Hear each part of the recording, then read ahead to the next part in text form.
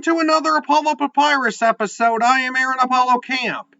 For this episode, my interview guest is the author of a cozy mystery novel titled All Is Now Lost, whose setting is based on the South Carolina Lowcountry.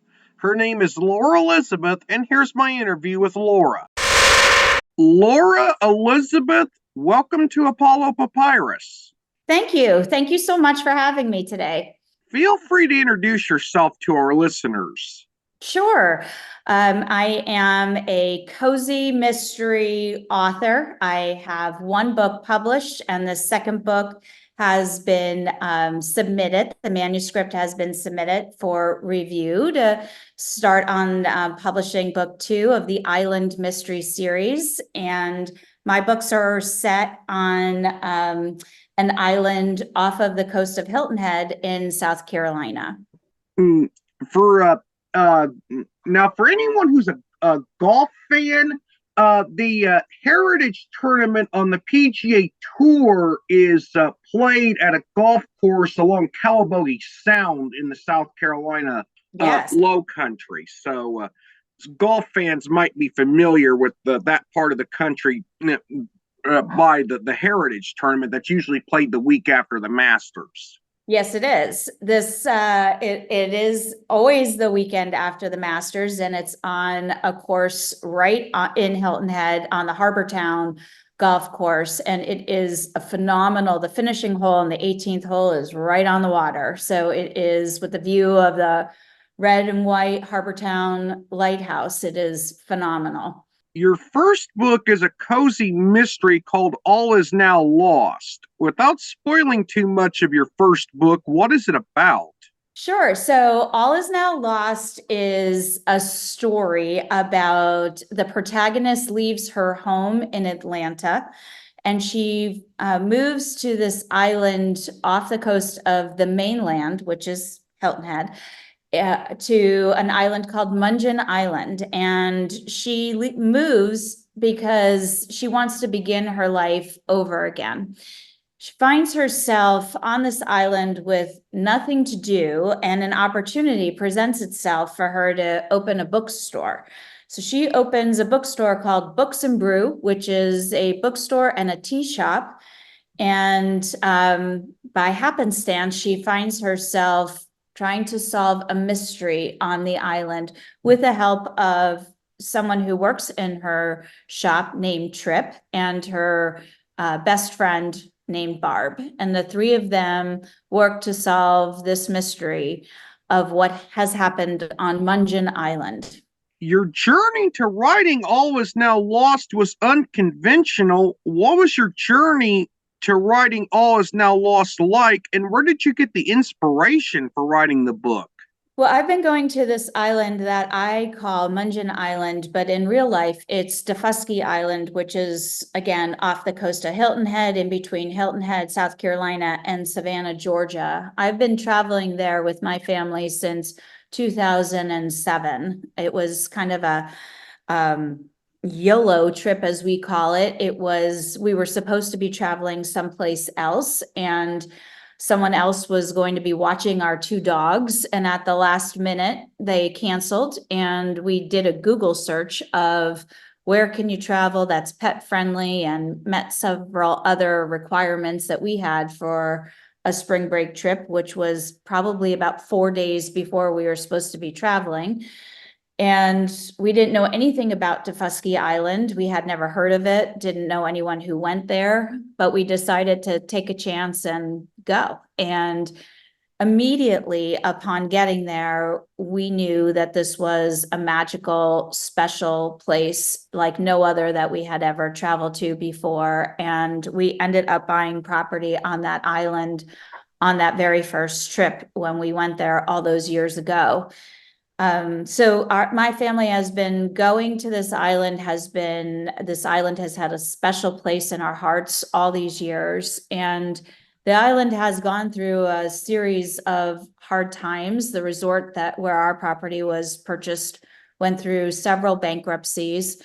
I spent a lot of my free time trying to figure out why and what happened, and the mystery behind the island lore of what went wrong. And in 2020, I decided that I would take a step forward and try and work behind the scenes to introduce people who maybe never heard of Defusky in the hospitality industry, in the construction industry, in the investment industries, trying to connect them to show an interest and maybe look at some of the properties on the island for reimagination, just trying to connect people at the right place at the right time. And I spoke to people all around the world, trying to get them interested in this project. I cold called hundreds and hundreds of people. And surprisingly, lots of people took my call and had a lot of conversation, had some site visits as potential investors to the island. And that journey had me reconnecting with someone I went to college with who had also just written a book. And he said, this, work that you've been doing is really altruistic. You did it without being paid. You did it without any notoriety. You did it anonymously. I'd like to introduce you to my publisher who may be interested in, this story about leaning into a passion project as a nonfiction book, see what happens. So I spoke to his publisher, and the publisher said, it's a great story and you did a lot of great work, but it's not very marketable as a nonfiction book because there's lots of people telling you how to lean into passion projects, and you're not an authority on that topic. You're one person who had some success doing that, but it's not really a marketable book. But if you want to tell the story about your passion for this island, I suggest you write a fictional story in a genre that that you like to read. And he said, I make you no promises about whether we'll publish it or not. It's, write the book and we'll see what happens. And so that was a challenge that I accepted. I really did want to tell people the story of this island and why it's so important to us and how it's transformed our life and all the good that's come, even though it's been difficult to, invest emotionally, financially, into this island that has been turbulent. We still love it and, have a special place for our family. So that's what I did. I took the chance. I wrote the book. I submitted the manuscript, and I was very fortunate that, this publisher believed in the story and believed in what I was trying to communicate. And really, I was surprised, and really blessed. I didn't go into it thinking that it was going to be a series, but he felt that the characters were so strong, and people could imagine them so specifically that he wanted this book to be a series. So these same core characters will be in all of the books that I write in the Island Mystery series. And people have had a very emotional connection to the characters. In fact, many people have contacted me and asked me questions as if they're real people. And, as an author, that's a tremendous blessing to have people imagine these characters in this book in their real life. So, so it's been just an incredible journey. One that I didn't really expect. I didn't go into the, my COVID project of 2020, connecting people, thinking that it would come out with a fictional mystery series. And it's been a lesson, for me personally, to think you never know what opportunities are in front of you. I would have never guessed just a few short years ago that all of these things would have happened. So it is somewhat unconventional. You mentioned that the All Us Now Lost is the first book in the Island Mysteries series. How many books will be in the series? If there's an overarching theme to the series, what is that? And could you give us a preview of the upcoming books in the series? I'm anticipating there'll be between 5 and 8 stories. I have those mapped out. As I said, book 2 has just been completed. Book 2 has the same core group of characters that we've been introduced to in book one. The protagonist, Car Jepsen, her friend Barb, her co-worker Trip. There's a baker on the island named Miss Lucy, and she plays a pivotal part in this story. There's even a bookstore dog named Buddy. He appears. Some sub characters also, remain the same. Of course, the story changes because it's a murder mystery, and the victim, is not going to be the same every time. But this upcoming book is a story about a girls' trip to the island. There's four friends that travel together, and they play a central role in the story, and then the people that surround them are also part of this upcoming story. So the overarching theme is that these are murder mysteries. They happen either on the island or in that surrounding area. There's people who come to the island and either as visitors or residents, and they are, characters in a murder mystery. So that's what I'm anticipating, between 5 and 8 stories. So far only 2 are done, but there are 8 that are outlined, and we'll see where that takes us. Although Books and Brew is a fictional bookstore, if you could visit it in real life, what would you look forward to the most? It's true. Books and Brew is fictional. I've imagined this place many times, and all my visits to the island. I have 2 pieces of property there now. Spend a lot of time there. I always dream up a business or 2. So this is one business that I've been dreaming about for a long time. So it is classically a low country building where, it is big, wide front porch. There's rockers on the front porch. It's very welcoming. There's a lot of use of reclaimed wood in this area. And so I imagine wood that has come from the surrounding areas as the hardwood floors here. I've always envisioned having an old-fashioned cash register in any business that I open, because I love the sound of the keys clicking and the bell ringing.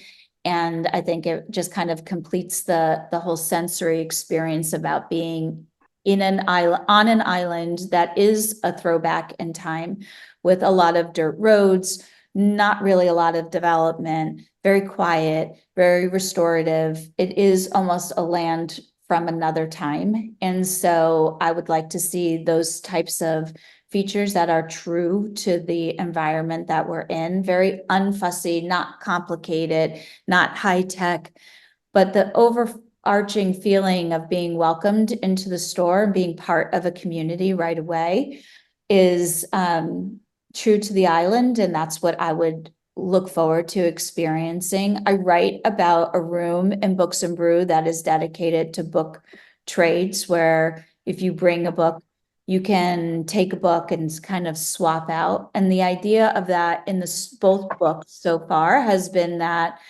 Books and Brew would be a place that anyone could come and shop at. You don't need to have a lot of money to come and shop at Books and Brew. And the island is not homogenous, being all people of a certain demographic. It is, very mixed bag. You have very, very wealthy people, and you have very, very not wealthy people on the island, and they all pretty much live harmoniously. And so that is a true part of this island. And that is what I would look forward to seeing, is not really about who's who. It's just you coming and being welcomed into that store. So I write about having club chairs in the middle of the store, which is really where a lot of social interaction happens. And the trading floor, there's a table where community events happen, like book club meetings and just dialogue and meals being shared, which is a very Southern thing to do. And having a big, wide front porch where people are welcome to sit and just visit and talk to their neighbors. I'd love to go to a place like that. Do you consider Mongan Island, which is the fictional island, although it's based on a real life island off the South Carolina coast, to be a character in its own right, and why or why not? I do. The island is based on the island of Defusky Island, and the setting to me is very, very strong. It's the whole idea that you would go to this island and be protected by the oak canopies and be welcomed by the breeze of the palm trees that are there. It is like a person opening up its arms and welcoming you to its community. That is what the island is. You know, you are faced with beauty that is in every corner, whether it's the sand, whether it's the ocean, whether it's little creeks that you can kayak through, whether it's the animals that roam free like deer and box squirrels and, you know, all kinds of things that you just bump into. The island is almost like a real person, a character who welcomes you to its home. Is All Is Now Lost self published, traditionally published, or published via hybrid press? It's a hybrid publisher. Okay, what is the name of the hybrid publisher? What was it like to work with them? The publisher is Front Edge Publishing, and you know, it was for me as a first-time author, I learned a tremendous amount from working with a publisher who had a lot of experience. You know, the person I worked most closely with has been a writer, an editor, you know, in his own right, and a publisher. So I learned a lot about, you know, how to put together a book. So it was very helpful to have guidance. It wasn't all that I had to take all of the feedback that he offered. We had a different perspective on the island. He had never been there before. So, you know, he didn't have the real life experience that I had. So we had to kind of work through some of the, you know, the island as a character. But right away, he got the point that the characters were so strong, and he was very excited about bringing this book to life. So, you know, it was a tremendous learning opportunity for me. What genre conventions set cozy mysteries apart from other types of mystery works? That's an excellent question. I often say the word cozy mystery, you know, to people, and they think it's almost like, you know, like a baby mystery. You know, it's like a beginner's mystery. And that's not the case at all. It's just a different type of mystery. I think people are used to things that are more of a police procedural mystery where you have professional, you know, police, detective, forensics who solve the crime. And the key difference is that in a cozy mystery, it's an amateur sleuth who solves the crime. So because it is an amateur sleuth, it is not someone who would traditionally have access to forensic labs and, you know, fingerprinting and so the clues to solve the mystery have to come from another source. In a cozy mystery, the subject matter is not really being introduced, the reader is not introduced to the crime in a very violent way. You just hear that the crime has occurred. So you're not dragged through the gore or the details, or you're not first person experiencing as a witness, like a murder, you know, somebody being stabbed or shot. You're not involved in that as a reader. You just are told that it has occurred. And so the amateur sleuth then comes along and works to find clues through other sources. And in fact, I had a review on Goodreads where somebody said, I wanted to like this book, but I had trouble you know, believing that, and this main character would have been given, you know, been able to have access to the police the way she did. Well, that person who wrote that review doesn't understand what a cozy mystery is. So, you know, so it is a great question. Like Agatha Christie is a cozy mystery writer. The Miss Marple is a amateur sleuth who solves the crime through deductive reasoning, powers of observation. That is an example of a cozy mystery. And there are many, many other examples as well. It's a very, very popular genre of mystery, but it is not, you can't go into it thinking you're going to get all access to, the details of the FBI or crime labs or anything like that. It's just not part of a cozy mystery. What do you love most about the South Carolina Lowcountry? I love everything. I've loved it within the first 15 minutes of being there. For me personally, it was like finding home. So it's just a feeling that I get. I still, after all these years, I'm excited.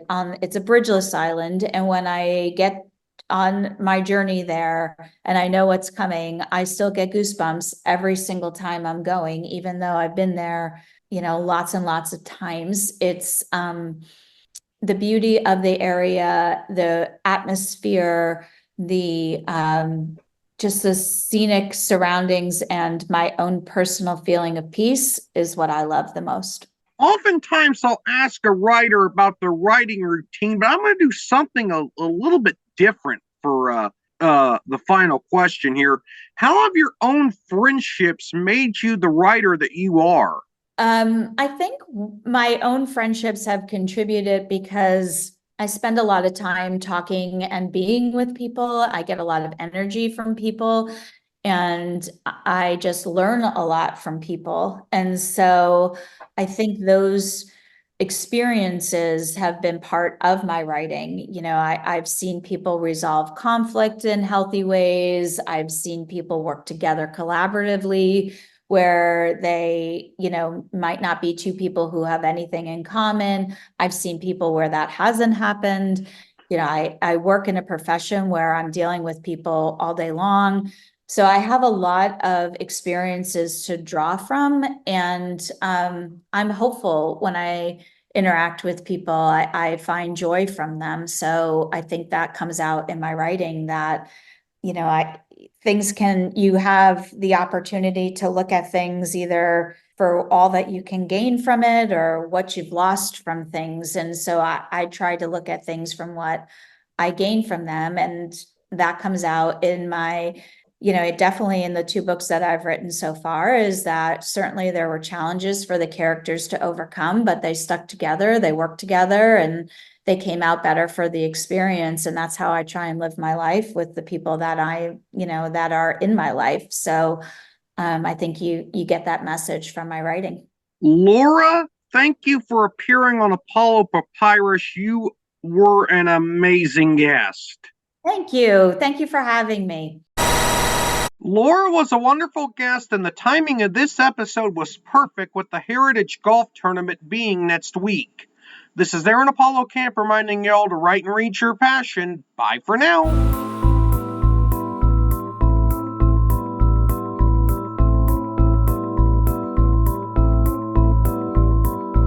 Remember to subscribe to the Apollo Papyrus YouTube channel at www.youtube.com/@ApolloPapyrus and the Apollo Papyrus Substack newsletter at apollopapyrus.substack.com. Y'all can visit the Apollo Papyrus website at campaaronapollo.wixsite.com/Apollo Papyrus and follow Apollo Papyrus on Threads, Instagram, Facebook, and Tumblr at Apollo Papyrus. Copyright 2024, Aaron Apollo Camp, all rights reserved. This podcast episode is intended for the private listening of our audience. Any reuse or retransmission of this episode without the express written consent of the podcast host is prohibited, except under fair use guidelines. Royalty-free music and sound effects obtained from https://www.zapsplat.com.